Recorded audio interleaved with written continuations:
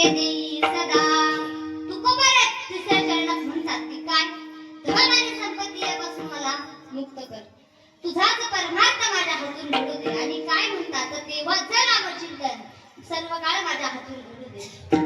तुकाराम महाराज म्हणतात, अशा प्रकारची कृपा जर तू माझ्यावरती केलीस, कितीही जन्म मिळाले तरी दुःख निर्माण होणार नाही. म्हणजे तुकोबाराम म्हणतात की संत संगे म्हणजे तुकोबाराम म्हणतात की काय, न लगे मुक्ती धन संपदा, संत संगे दे सदा. संतांची संगत करा म्हणजे तुकोबाराम म्हणतात. कुणाची संगत करा, आता मला सांगा, या जीवनात आल्याच्या नंतर चांगल्याची संगत करा. आपण जर दारुड्याची संगत केली तर चालेल का महाराज? चालणार नाही. आपण दारुड्याची संगत केली तर बघा, एक दारुडा होता, रस्त्याने जात होता, दारू पिली होती, रस्त्याने जात होता. रस्त्याने जात असताना त्याने काय केलं, समोर त्याला एक दगड दिसला. दगड दिसल्याच्या नंतर त्याने काय केलं, त्या दगडाला धमकी देऊ लागला, तू बाजूला हो, माझ्या वाटेत ज्याला येतं त्याला मी मारल्याशिवाय राहत नाही. तू माझ्या वाटेला येऊ नको, माझ्या नादीला लागू नको, बाजूला सर. त्याला धमकी देऊ लागला. आता मला सांगा, दगड सजीव आहे का निर्जीव आहे?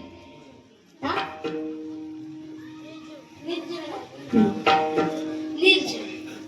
दगडाला काय बोलता येतं का? नाही. दगड हा निर्जीव आहे. सजीव असं तर बोलला असता, निर्जीव आहे, काही बोलू शकत नाही. मग त्यावेळेस त्याने काय केलं, डायलॉग मारला. काय डायलॉग मारला, लातो के भूत बातों से नहीं. म्हणजे मी याला किती वेळेस सांगण्याचा प्रयत्न करतो की बाजूला सरक, मी तुला मारल्याशिवाय तुला कळणार नाही. तो जसा मागे गेला तसा पळत आला, दगडाला जशी लात मारली. आता मला एवढंच सांगा, तो मागे गेला असेल का दगड मागे गेला असेल? बोलत चला, कोण मागे गेलं? हाच मागे गेला. कारण की तो त्याला दगड निर्जीव होता. सजीव असता तर बोलला असता, साईडला सरकला असता. पण दारुड्याची संगत करणं ही खूप वाईट आहे. तुम्हाला जर संगत करायचीच असेल तर चांगल्याची करा. मित्र करायचे असतील तर चांगले करा. असे मित्र करा, दुःखातही सुखातही आपल्याला साथ दिले पाहिजे. दुःख अडवायला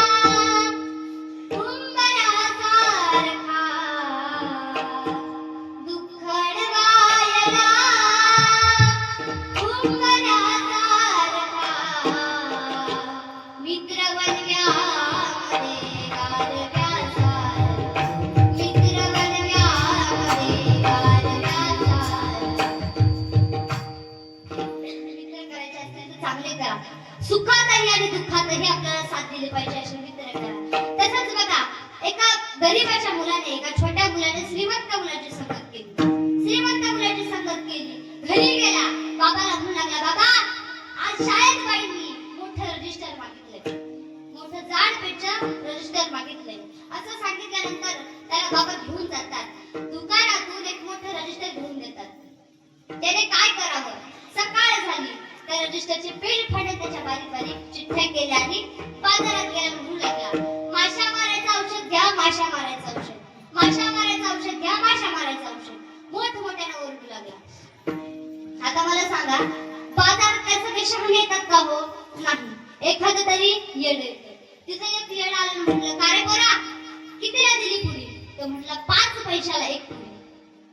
म्हटल्यानंतर त्याने 5 रुपये दिले, एक पुडी घेतली आणि खोलून बघत होता. त्यावेळेस पोरगं पण एवढा आगाऊ होतं. तो म्हटलं, ओ दादा, तुम्हाला माशा हितल्या मारायच्या का घरच्या मारायच्या? ते म्हणले घरच्या. मग घरी जाऊन उघडा, पावरचं औषध आहे, इथं उघडू नका.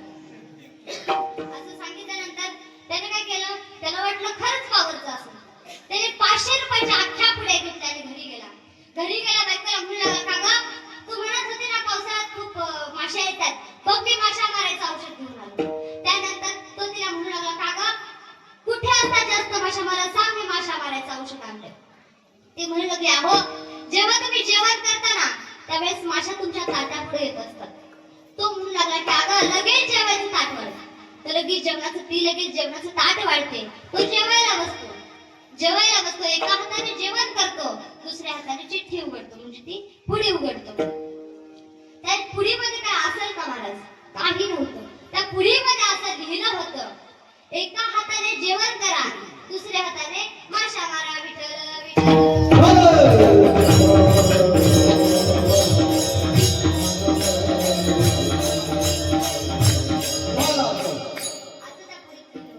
मग आपल्याला एका हाताने जेवण करायचं नाही, दुसऱ्या हाताने माशा मारायच्या नाही. देवाचं भजन करायचं. सगळ्यांनी हात वरती घ्यावे.